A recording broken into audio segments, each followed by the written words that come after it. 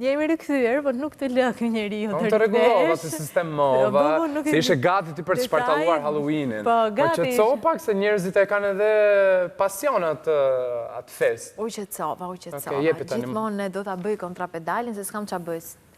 Po jemi në këtë pjesë të fundit ku siç edhe më bëri një parantezë kolegu im i dashur. Ne flasim për diçka për të cilën unë e kam mbajtur që në krye të herës një qëndrim. E di tani ndoshta nuk duhet mbaj qëndrim gjatë të bisedave, por nuk kam ç'bëj, domethënë unë jam ana kundër e një feste si Halloweeni, Endri është deri me që Elsa është ana kundër, unë po jem ana pro, se duhet ta bëjmë këtë gjë tani. Jemi pro dhe kundër, ndërkohë që ti nuk u veshe dot si Johnny Depp këtë herë, nuk transformove. I kështu bore. Po, më the, po problemi është pak më i gjerë. Edhe do ta bisedojmë me kë më mirë, se sa me një psikologe në studio, dhe është Ariana Muça. Mirëmëngjes. Mirëmëngjes juve. Mirë se erdhe. Mirë se u gjeta. Si t'ja bëjmë tani të gjithë të kësaj peshe të rëndë që kjo festa e Halloweenit, unë mendoj se ka, na ndaj ti Ariana, nëse ka edhe të mira edhe të këqija, si fest, si fillim, pastaj shkojmë tek ajo kategoria më e brisht që janë të vegjlit. Keni prekur një temë shumë interesante, sepse jo shumë larg se dje, diskutoja me disa miqtë e mi në lidhje që çfarë prezanton për traditën dhe kulturën shqiptare një festë e tillë. Aq më tepër që shohim që pjesë nuk janë më vetëm fëmijët, po janë edhe të rriturit, adultët, dhe mënyra se si e festojnë, mënyra se si e presin, tregon që ajo që ka qenë dikur e menduar dhe e parë në për filma, tashmë është bërë prezente edhe në pjesën tonë kulturore. Por nëse pyet shumë adult, flas për moshë madhore, menjëherë do të përgjigjen që për ne është një karnavale. Pra, asnjëri nuk e percepton dot atë që në të vërtet prezanton një festë e tillë, pra festa e Halloweenit. Ndërkohë që në kulturën dhe në traditën tonë, për aq kohë sa ne nuk e kemi pasur, nuk ka qenë një festë që ne kemi mësuar, prindrit tanë, dashur pa dashur, na e kanë përcjell atë, dhe në shumicën e rasteve jemi dhe të pa informuar mirë me atë çfarë përcjell, sepse shumica prej nesh lexojnë nëpërmjet internetit për të kuptuar fare mirë se çfarë është ajo festë.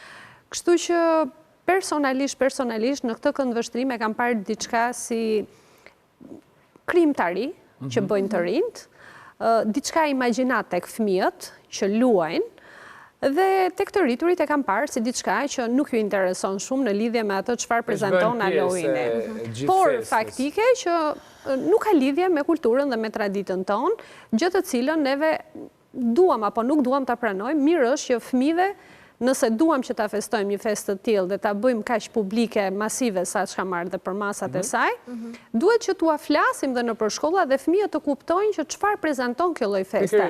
Pra nga ana kulturore flasë, se në shumicën e rasteve ne flasim shumë për historinë, flasim për legjendat, tregojmë patjetër legjendat tona që i kemi në kulturën tonë, por shumë pak mësojmë për legjenda që ndoshta për vende të tjera janë edhe më të rëndësishme. Kështu që mendoj që ka ardhur koha, momenti, meqense kjo festë ka filluar po bëhet si tradicionale, të fillojë të flitet që edhe të kuptohet qëllimi i kësaj feste. Sepse në shumicën e rasteve fëmijët e shohin si një formë argëtimi, që ti mund të prodhosh disa kostume interesante ato që ty të pëlqejnë, dhe të prezantohesh te miqtë e tu. Pra ti të kërkosh atë shpërblimin, si trokasin fëmijët amerikanë për dyer. Ndodhe në Shqipëri, madje ndodhi dje edhe në shtëpinë time, që vinë dhe kërkojnë ëmbëlsira, siç është dhe në kulturën amerikane, pa ato kanë një histori komplet tjetër. Prandaj e përmenda që është e lidhur me kulturën, gjë të cilën ne nuk e kemi pasur. Dhe për shembull, nëse dikush troket në derën e një të moshuar, i them, dhe i kërkon dhe i thotë sot është festa filan, jam e bindur që ai do t'i thojë është Bajrami, se nga të në Bajrami, thonë kur erdi Bajrami, se nuk e dinim. Asnjëri nuk do të mendoj që kjo është një festë tradicionale. Prandaj duhet patjetër që të informojmë, ta edukojmë brezin e ri për të kuptuar edhe legjendën pse është dhe pse festohet kjo festë. Pra ti nuk mund t'i thuash fëmijës vetëm që në datë 31 e kemi Halloweenin, data 1 nëntor është pallur si dita e të shenjtëve dhe kjo pasaj duhet ketë dhe rrjedhojën e vetë, pra lidhur me botën e shpirtrave dhe botën e të gjallëve, pra ne jo të gjithë e kemi këtë lloj informacioni. Thash, pjesa më e madhe e atyre që janë adult e marrin nëpërmjet internetit. Pra lexojnë diçka përtej asaj që ne kemi të servirur në literaturën tonë. Po si mund t'ja, më fal, A kemi marrë dhe kemi përshtatur keq? Unë mendoj që po. Sepse kur nuk e një informim të mirë, edhe mënyra se si ti e përshtat, do ta bësh sipas asaj që ti mendon që po bën më të mirën e mundshme. Ju po ta shikoni, për mua personalisht më duket si një fest karnavale. Pra aty nuk prezantohen vetëm ato shpirtrat që ne i themi që janë të lidhura me botën e errët, botën e përtejme. Që ne i rikujtojmë, por për të fiksuar, po për të pikërisht, për të na mbajtur në kontakt më saktë dhe për të qenë, si thua, për të larguar ato frikrat tona që ne kemi nga kjo errësirë e madhe. Ndërkohë që ju i keni parë, kostumet janë nga më të ndryshmet, fillojnë nga ato preferencialet e kukullave të fëmijëve dhe përfundojmë pastaj tek ato që i kemi pak më të frikshme, themi, që janë të lidhura totalisht pastaj me festën që festohet. Edhe këto elementet figurativ që ju i keni parë që zbukurohen lokalet, ambientet e shtëpisë. Pra, jam e bindur që po të pyesësh pjesën më të madhe të fëmijëve që pse është ky simbol këtu, nuk e kuptojnë që pse. Vetëm e lidhin që kjo simbolik i përshtatet kësaj feste, por se çfarë simbolizon, pastaj vjen ajo pjesa që jemi shumë në errësirë te pjesa e informacionit dhe edukimit që i kemi bërë fëmijëve në lidhje me festimin e kësaj feste. Po jo vetëm kësaj, më besoj në përgjithësi, po duke qenë një festë edhe pak jo vetëm e rrezikshme në sensin tek fëmijët, ka fëmijë që edhe mund të friksohen. Ne na ka qelluar që paraqitemi në kopshte ose në çerdhe dhe një fëmijë të friksohet vetëm se një rritur mund të jetë shumë i gjatë ose të ketë një tipar të caktuar. Si t'ia shpjegojmë neve këtyre fëmijëve Halloweenin dhe jo për që ata që vishen si blet, okej, po mund të vinë një fëmijë veshur si pirat ose si shtrik, edhe ai fëmia ka një moment që mund të trëmbë dhe mund t'i lëjë edhe një traumë ndër vite, në momentin që i vjen diçka kaq e papritur. Gjithmonë përpiqemi që fëmijëve t'ju servirim atë që i përshtatet sipas grup moshës së caktuar që ka dhe mënyrës se si është zhvilluar ajo që fëmia percepton, pra truri i fëmijës dhe mënyra se si ai e percepton botën e përjashme që ka, pra jashtë vetes së tij. Në fakt, shumica e prindërve kur i blejnë ato kostumet, maskimet, zakonisht blejnë gjërat që u pëlqejnë atyre. Dhe shohin që fëmia e tyre duhet duket më interesant, më bukur në këtë lloj veshje. Mirë, po harrojnë që fëmia ndoshta nuk e ka moshën e përshtatshme. Pra ai ende nuk e kupton atë, nuk arrin ta perceptojë. Ndoshta për një fëmijë, flasim 4 vjeç, frika e tij vazhdon dhe mbetet ende një figurë gjigande, siç mund të jetë, po themi një zakonisht ne flasim për këto shtrigat, diçka që është shumë egzageruar. Ndërkohë që fëmia mbetet shumë i frikuar. Pra në vend që ti t'ia largosh frikën, por ti ja shton atë më shumë. Dhe në këtë rast janë pikërisht prindrit ata që ja shtojnë më shumë. Ju e keni parë për shembull që në shumicën e rasteve kur ne duam t'ju lexojmë fëmijëve në darkë para se të flenë, ne shpeshherë duhet t'ju lexojmë disa, po themi, pralla, tregime, gjëra të cilat janë të lidhura që fëmijës t'i japi kënaqësi, t'i japi humor, sepse do të bëjë një gjumë, duhet të bëjë një gjumë të qetë, pra valët e tij trunore të jenë atë qetësinë e tyre. Në momentin që ne i tregojmë një prallë e cila brenda përmban ankth, shqetësim, gjumi i tij do të jetë i shqetësuar, pra ai do të çohet natën. Dhe në shumicën e rasteve kemi fëmijë që çohen nga krevati i tyre dhe futen në krevatin e prindërve për të gjetur atë sigurinë, të gjithë atë rehati që ne ndoshta nuk ja dham nëpërmjet asaj pralle që sapo i treguam. Dhe kjo fëmijët stres edhe ankth, sepse nga që tha i krijohet ankth. A fillon që ka shpejt tek ne kjo ndjesi që ndoshta ata nuk e kuptojnë. Sepse ankthi vjen nga një e panjohur. Pra në momentin një mur mbrojtës. Po patjetër, frikën e kemi kur e ke një objekt përballë. Pra ti kur e shef një kafsh, menjëherë do të fillosh të reagosh, pra organizmi juaj nga pikpamja fiziologjike menjëherë do të fillojë të reagojë. Ndërkohë që ankthin e kemi totalisht të panjohur. Mendoni ti thoni një fëmijë do vi gogoli. Ose haje se do të vi gogoli dhe do të haj ty, ose do të marri. Dhe mendoni tani se si perceptohet në mendjen e fëmijës një figurë e tillë. Pra bëhet fjalë për një fëmijë ku në përmasa trupore është i vogël, kjo figurë pretendohet që të jetë diçka mbi lartësinë e fëmijës, dhe në momentin që ai shikon sikur edhe një hije të një vazoje që çfaqet në mur, ai fillon dhe simbolizon atë me gogolin. Pra, ky fëmijë në vend që ne t'i japim mundësinë që të qëndrojë vetëm në dhomë, ne nuk ja japim këtë lloj mundësie. Pse? Ne e kemi shoqëruar patjetër me një figurë mitike që ja shton ankthin dhe i jep atë që ne i themi ndjenjën e frikës brenda. Pra mësojmë, sa më shumë rritemi, më shumë frikë kemi, për këtë të jeni të sigurt. Ariana, duke qëndruar këtu, se më ngacmove shumë bukur me pjesën e prallës, në qoftë se do të duam se jo të gjitha gjërat i kemi ne në dorë t'i bëjmë, që t'implementohet të vitet për shtatet në një mënyrë Halloweeni, sa më të shëndetshme, le të themi, për psikologjinë e fëmijës.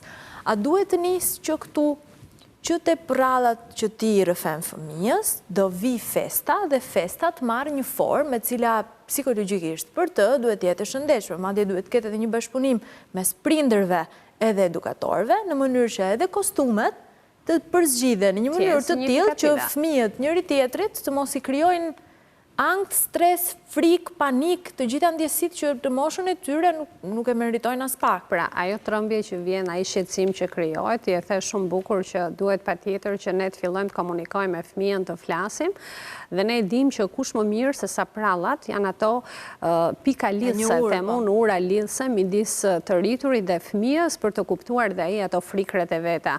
Dhe kjo është shumë e rëndësishme, sepse në shumicën e rasteve ne përpiqemi gjithmonë që të ushtrojmë një farë presioni për të arritur qëllimet tona si të rritur kundrejt fëmijëve.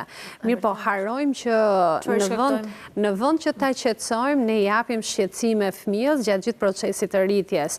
Ndërkohë që komunikimi më i mirë është forma me ato gjuhën e përdorshme që fëmia arrin të kuptojë. Ne dimë që nëpërmjet prallave ai zhvillon imagjinatën, atë që ne i themi kur flasim për kozmosin, për yjet, dhe ai fillon dhe imagjinon çfarë ndodh dhe çfarë kanë atë qiell të madh që ne shohim të gjithë. Mendoni sa mirë do të ishte sikur nëpërmjet prallave dhe mënyrës se si ne ja përshtatim ato, po themi, nëpërmjet ngjyrimeve, krahasimeve që i bëjmë këtyre figurave.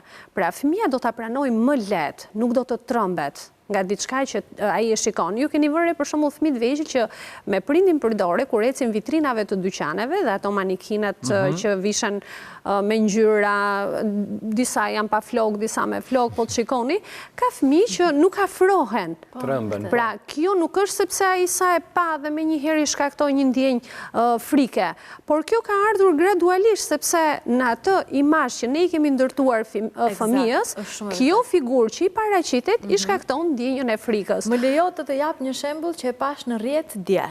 Ishte një i rritur, i veshur, i maskuar për Halloween në mënyrën më të frikshme dhe bëjnë eksperiment me një fëmijë. Është tamam eksperiment. Ishte një fëmijë rreth 3-4 vjeç. S'ka të bëjnë njerëz. Donin që ta tremnin, ose jo ta tremnin, po donin të merrin reagimin e parë të fëmijës. Dhe ai qëndroi për afro 10 sekonda fëmijës siç ishte, i frikshëm fare, domethënë nuk duke ftyrë asgjë, kishte thjesht një pamje tmerruese. Dhe fëmia qëndroi ashtu për 10 sekonda dhe më pas shkoi ta përqafonte atë njeri që kishte atë pamje.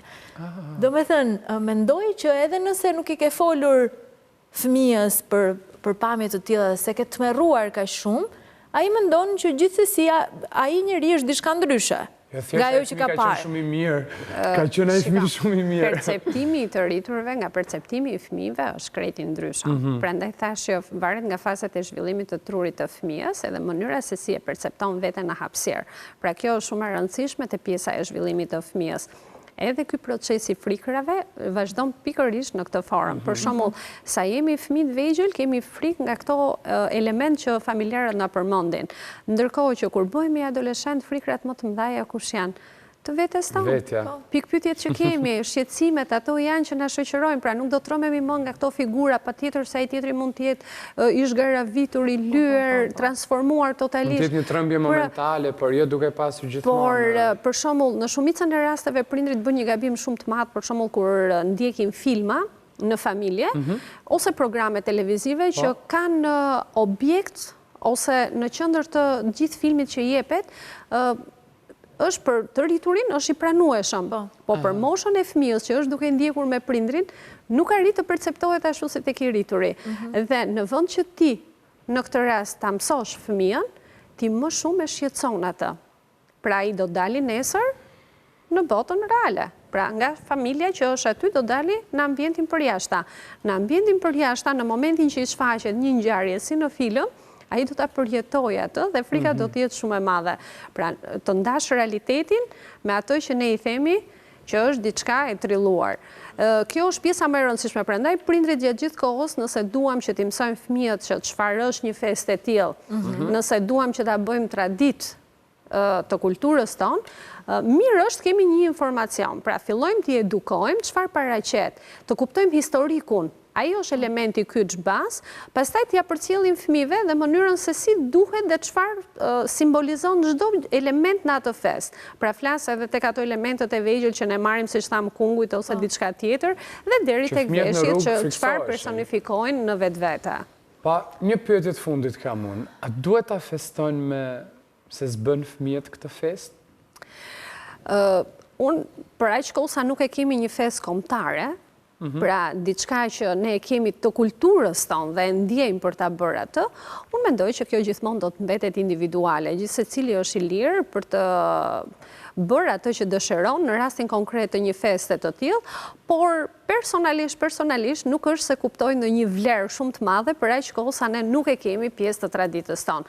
Do ta pranoja me shumë kënaqësi nëse do të bëhesha pjesë e popullsisë ose të qyteteve perëndimore të cilët e kanë në kulturën e tyre, do të më dukej diçka interesante që përfaqëson në kulturën e tyre, por nuk do ta ngatroja kurse me element të kulturës time.